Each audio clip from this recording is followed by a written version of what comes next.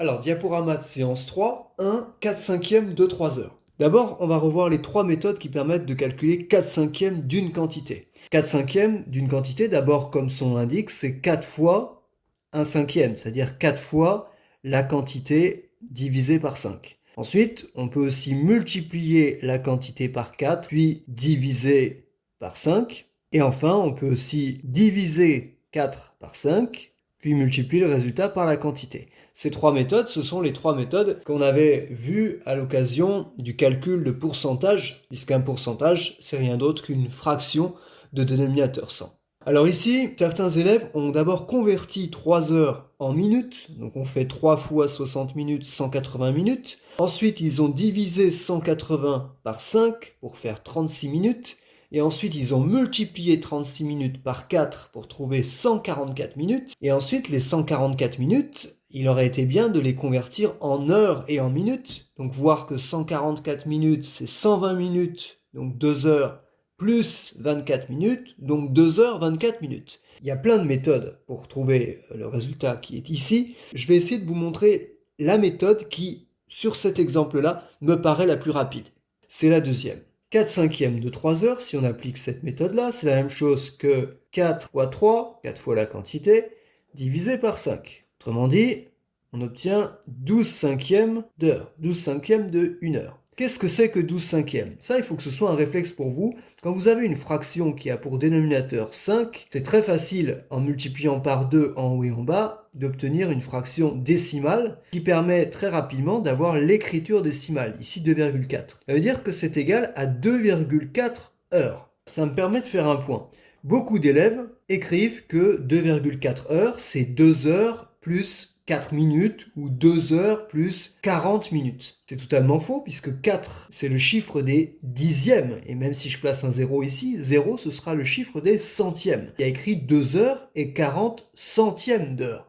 Or, 1 heure ce n'est pas 100 minutes, 1 heure c'est 60 minutes. Donc on n'a absolument pas d'informations sur le nombre de minutes ici. Qu'est-ce que c'est que 2,4 heures? C'est 2 heures entières plus 0,4 heures. Et ça, pour transformer 0,4 heures en minutes, le plus simple est de voir que 0,4 heures, c'est 0,4 fois 1 heure, et 1 heure, c'est 60 minutes. Donc, c'est comme 0,4 fois 60 minutes. 0,4 fois 60, ça vaut 24. C'est comme 6 fois 4. Pourquoi c'est comme 6 fois 4? Parce que 60 par rapport à 6, c'est 10 fois plus grand. Et 0,4 par rapport à 4, c'est 10 fois plus petit. Donc ça fait 2 heures plus 24 minutes. Donc la réponse était 2 heures 24 minutes. La moyenne de mes 4 notes vaut 15, ma première note était 12, la moyenne de mes 3 notes restantes vaut. Voilà donc les 4 notes dont la moyenne vaut 15. La première note est 12. 4 notes dont la moyenne vaut 15. Ça veut dire quoi? Comment calcule-t-on une moyenne? D'abord, on calcule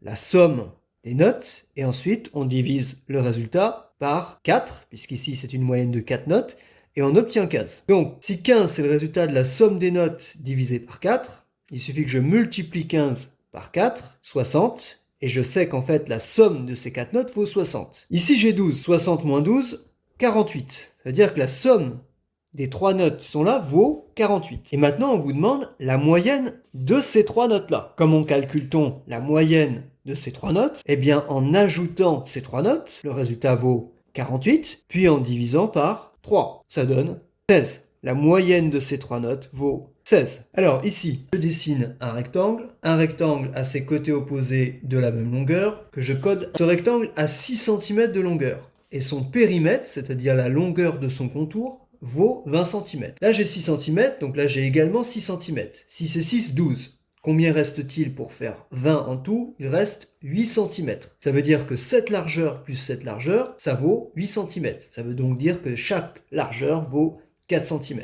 Maintenant qu'on a la largeur et la longueur de ce rectangle, pour calculer son aire, l'aire de cette surface, il suffit de multiplier la longueur 6 cm par la largeur. 6 cm fois 4 cm, on obtient 24 cm². Un triangle rectangle ne peut pas avoir d'axe de symétrie. Cette affirmation est vraie ou fausse? Quels sont les triangles qui ont un axe de symétrie au moins? Ce sont les triangles isocèles. Tous les triangles isocèles ont au moins un axe de symétrie. Ici, cette droite est la médiatrice de ce côté. Or, y a-t-il des triangles rectangles qui peuvent être isocèles? Bien sûr, il suffit d'avoir un triangle avec un angle droit là et avoir les deux côtés de l'angle droit qui ont la même longueur. Ça, c'est un triangle qui est à la fois rectangle et isocèle. Et ce triangle étant isocèle, eh bien, il a un axe de symétrie ici. Voilà, donc il existe des triangles rectangles qui peuvent avoir un axe de symétrie. Donc l'affirmation est fausse. Alors, stylo en position d'écriture. Donc on part du principe que le lutin est orienté vers la droite, donc avancé de 20. Donc le lutin avance de 20 pixels vers la droite.